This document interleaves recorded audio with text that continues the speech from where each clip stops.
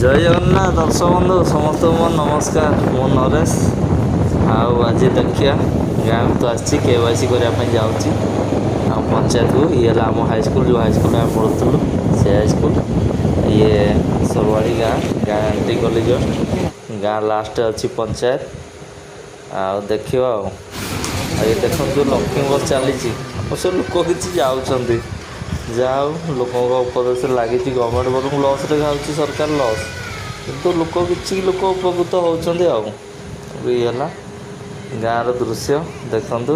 ଗାଁରେ ଯେମିତି ପୁରା ତ ଗାଁ ଆଉ ଗାଁରେ ପାଣି ନେବା ପାଇଁ ଟ୍ୟାପ୍ରୁ କିମ୍ବା ଗାଁରେ ଶଗଡ଼ ଗାଡ଼ି, ଅଟୋ, ଯିଏ ଯେମିତି ଗାଈ ବାଛୁରୀ ସବୁ ବନ୍ଧା ହୁଅନ୍ତି, ପୁରା ଗାଁ ଆଉ ସରୱାଳି ଗାଁ ଆମରି। ଆଉ ତେଣୁକରି ଯାଉଛି ଏବେ KYC କରିବାକୁ।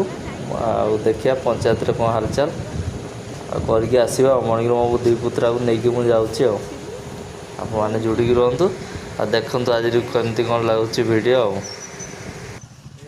ତ ଦର୍ଶକ ବନ୍ଧୁ, ପଞ୍ଚାୟତ ମୁଁ ଫାଷ୍ଟ ଯାଇଥିଲି। ଇଏ ହେଲା ଗୋଟେ ଗାଁ। ଏଇ ଗାଁକୁ ଏଇ ଦୋକାନ ଘର ବାବୁ ହିଁ KYC କରିଛି। ମୁଁ ତା ପାଖକୁ ଆସିଛି। ତ ପଞ୍ଚାୟତ ଫାଷ୍ଟ ଯାଇଥିଲି। ପଞ୍ଚାୟତରେ ବି 10-15 ଜଣ ଜଗିକି ଥିଲେ। ତାପରେ ଯିଏ KYC କରୁଥିଲା ତା ଘରକୁ ଯାଇଥିଲି। ଘରକୁ ଯିବା ଫଳରେ ସେ କହିଲେ କି ନା ଆଉ ଆଜି ସେଇ ଗାଁରେ ହେବ, ସେଇ ଗାଁକୁ ଯାଅ। ତ ସେ ଗାଁକୁ ଆସିବାରୁ ଇଏ ରାସ୍ତା ଦେଖନ୍ତୁ, ରାସ୍ତା ଗହଳିଆ, ମାନେ ପଞ୍ଚାୟତରୁ 2 କିଲୋମିଟର ହେବ ନ ହେବ ତ ଏମିତି ରାସ୍ତା।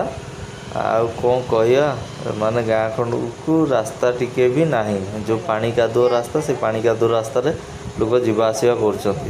ଏମିତି ରାସ୍ତା। ତେଣୁ ଆପଣମାନେ ଯୋଡ଼ିକି ରୁହନ୍ତୁ, ଦେଖନ୍ତୁ ଆଉ କମେଣ୍ଟ ମାଧ୍ୟମରେ ଜଣାନ୍ତୁ କେତେ କେଚେଟା କେଉଁଭଳିଆ କାଦୁଅ ରାସ୍ତା। ସେ ରାସ୍ତାରେ ମୁଁ ଆସିଲି ଆଉ ମୋ 2 ପୁତୁରାକୁ ଧରିକି। କିନ୍ତୁ KYC ଏତିକି ସିଷ୍ଟମ୍ କରିଛନ୍ତି କ'ଣ, ଇଏ ଗାଁ ୱାଇଜ୍ କରୁଛନ୍ତି।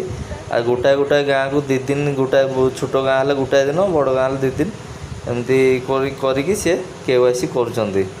ତ ନହେଲେ ଯଦି ବି ହେଲା ତା ଘରକୁ ପାଖକୁ ଆସିଲେ ବି ମର୍ଣ୍ଣିଂରେ ସାଇଟ୍ ତ ଖୋଲୁନି।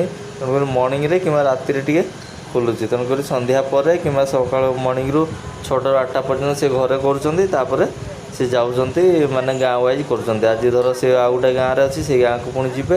ଆମେ ଗଲା ପରେ ପଞ୍ଚାୟତ ଲୋକକୁ କହିଦେଲା ପରେ ସେ ସେଇଠିକି ବି ଯାଇପାରିବେ। ତେଣୁକରି ଇଏ ସିଷ୍ଟମ୍ଟା ଯେଉଁ କରୁଛନ୍ତି ଠିକ୍ ଅଛି।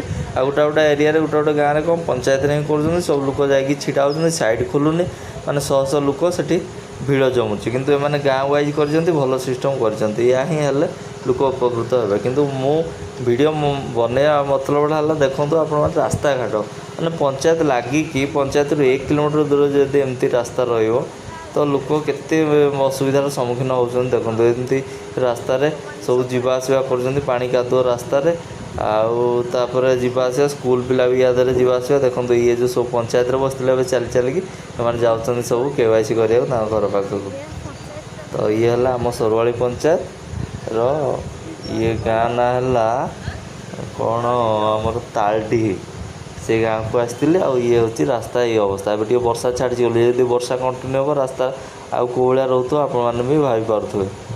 ଏମିତି ହେଉଛି ଆମର ଯାହା ଉନ୍ନତି ହେଇଥିଲା। ଆଉ କ'ଣ ଦେଖାଯାଉ, ଏବେ ତ ଗଭର୍ଣ୍ଣମେଣ୍ଟ ଚେଞ୍ଜ ହେଇଛି, ରାସ୍ତାଘାଟ ଟିକେ ସୁଧୁରୁଛି ନା ଏମିତି ରହୁଛି, ଆଗକୁ ସମୟ କହିବ। ଆଉ ତେଣୁକରି ଆପଣମାନେ ଯୋଡ଼ିକି ରୁହନ୍ତୁ। ଆଉ ଆମ ପଞ୍ଚାୟତ ପାଖ ଗାଁର ଇଏ ରାସ୍ତାଘାଟ ଦୃଶ୍ୟ ଦେଖନ୍ତୁ ଆଉ କମେଣ୍ଟ ମାଧ୍ୟମରେ ଜଣାନ୍ତୁ କେତେ ବଡ଼ ମାନେ ଗାଢ଼ ହେଇଛି। ପାଣି କାଦୁଅ ରାସ୍ତା, ମେଣ୍ଟାଲିଂ ମରୁମ୍ ରାସ୍ତା ବି ନୁହଁ, ଏମିତି ମାଟି କାଦୁଅ ରାସ୍ତା। ତ ମୁଁ ଗାଡ଼ି ଚଲାଉଛି, ମୋ ପୁତୁରାକୁ କହିଲି, ପୁତୁରା ଆଉ ତୁ ଭିଡ଼ିଓ ବନେଇଲୁ, ଦେଖି ଭିଡ଼ିଓଟେ ବନେଇବା। ତେଣୁ ଆପଣମାନେ ଭିଡ଼ିଓ ଦେଖିକି ଜଣେଇବେ ଆପଣଙ୍କ ଏରିଆରେ ବି ଏମିତି ରାସ୍ତା ଅଛି ନା ଖାଲି ଆମ ଏରିଆରେ। ଏମିତି ହେଉଛି ଭାଇ ରାସ୍ତାଘାଟର ଅବସ୍ଥା, ମାନେ ଗାଁକୁ ରାସ୍ତା ନାହିଁ। ଲୋକଙ୍କୁ ତ ଯେଉଁ ଅସୁବିଧାରେ ରହୁଥିବେ ସେ ଅଲଗା କଥା, ଆଉ ଛାଡ଼ନ୍ତୁ। ତେଣୁକରି ଦେଖନ୍ତୁ ଆପଣମାନେ ଆଜିର ଭିଡ଼ିଓ।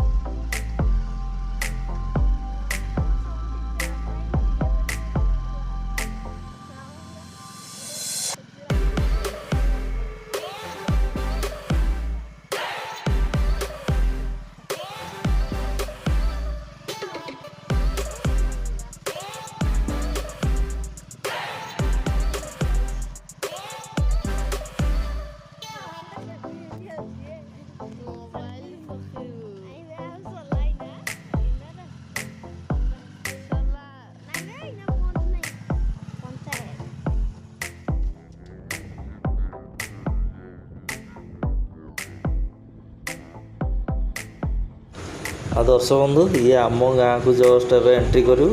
ଆମ ଗାଁରୁ ପଞ୍ଚାୟତ ସେ 2ରୁ 2.5 କିଲୋମିଟର ହେବ। ଏ ଗାଁ ଏଣ୍ଡ ଜଷ୍ଟ ଗାଁକୁ ଏବେ ଏଣ୍ଟ୍ରି କରୁଛୁ। ହେଲା ଆମରି ଗାଁ। ଆଉ ଆମ ଗାଁକୁ ଯାହା ପ୍ରଧାନମନ୍ତ୍ରୀ ସଡ଼କଟିଏ ଯାଇଥିଲା ବୋଲି ରାସ୍ତା ଟିକେ ଭଲ ଅଛି। ତ ଆଗକୁ ତ ପୁରା ଖରାପ ଆଉ। ଗାଁ ମଝି ବି କଂକ୍ରିଟ ରାସ୍ତା ଅଛି, କିନ୍ତୁ ସେଇ ପାଖାପାଖି ଗାଁ ଗୁଡ଼ା କିଛି ରହିଯାଇଛି ଆଉ। ଆଉ ଇଏ ହେଲେ ଚାଷ ଜମି, ସବୁ ତ ଧାନ ଚାଷ ହେଇଛି। ଚାଷ ଟାଇମ୍ରେ ଆସିଥିଲି, ଆପଣମାନେ ବି ଦେଖିଛନ୍ତି ସେତେବେଳେ ଭିଡ଼ିଓ। ଆଉ ଇଏ ଧାନ ହେଉଛି 2 ମାସ ଧାନ। ବର୍ଷ ଅବଶ୍ୟ କଣ୍ଟିନ୍ୟୁ ବର୍ଷା ଲାଗି ରହିଛି, ତଥାପି ବର୍ଷା ପରେ ବି ଧାନ ଭଲ ଅଛି। କିଛି ଧାନ ବାହାରିଗଲାଣି, କିଛି ବାହାରିବା ଉପରେ, ଏମିତି ଆଉ ଛୋଟ ଧାନ ଗୁଡ଼ା ଆଉ। ମାନେ ଯୋଡ଼ିକି ରୁହନ୍ତୁ, ଭିଡ଼ିଓ ଦେଖନ୍ତୁ।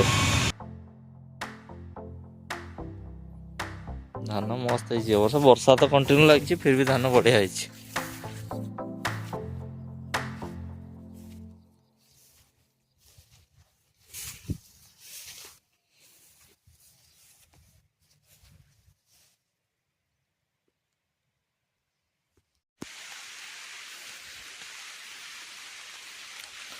ମସ୍ତ ଧାନ ହେଇଛି ଏ ବର୍ଷ।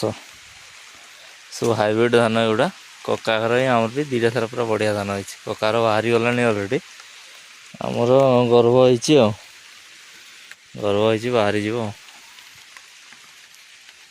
ଏ ଛୋଟ ଧାନ ଆଉ।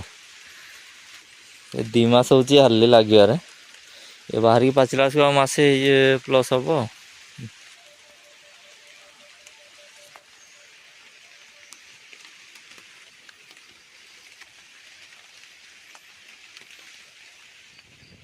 ତ ଦର୍ଶକ ବନ୍ଧୁ ଏବେ ମୁଁ ଗାଁରୁ ବାଇକ୍ ଯୋଗେ ଯାଉଛି ପାଲହଡ଼ା। ସେଇଠୁ ବସ୍ରେ ଯିବି ଭୁବନେଶ୍ୱର। ତ ଇଏ ହେଉଛି ସେଇ ରାସ୍ତା ଯେଉଁଟାକି ଆମ ଗାଁରୁ ଆସିଛି ପାଲହଡ଼ା ପର୍ଯ୍ୟନ୍ତ ରାସ୍ତା। ସେଇ ରାସ୍ତା ଗୁଡ଼ା ଦେଖନ୍ତୁ, ବଢ଼ିଆ ରାସ୍ତା କେମିତି ହେଇଛି। ଆଉ ଭିଡ଼ିଓ ତ ଦେଖିଲେ ଆପଣମାନେ, କେମିତି କ'ଣ ଲାଗିଲା କମେଣ୍ଟ ମାଧ୍ୟମରେ ଜଣାଇବେ। ଆଉ ଚ୍ୟାନେଲରେ ଯେଉଁମାନେ ନୂଆ, ଚ୍ୟାନେଲକୁ ସବସ୍କ୍ରାଇବ୍ କରିବେ। କମେଣ୍ଟ ମାଧ୍ୟମରେ ଜଣାଇବେ କେମିତି କ'ଣ ଲାଗିଲା ଆଉ। ରହିଲି, ପୁଣି ଦେଖା ହେବ ଆଉ ଏକ ନୂଆ ଭିଡ଼ିଓରେ ଆଉ। ପୁଣି ଭୁବନେଶ୍ୱରରେ ଯାହା ଆସିବ ଭିଡ଼ିଓ ଆଉ। ଆପଣମାନେ ଇଏ ଥିଲା ମୋ ଗାଁ ଭିଡ଼ିଓ। ରହିଲି, ଜୟ ଜଗନ୍ନାଥ, ଜୟ ହିନ୍ଦ।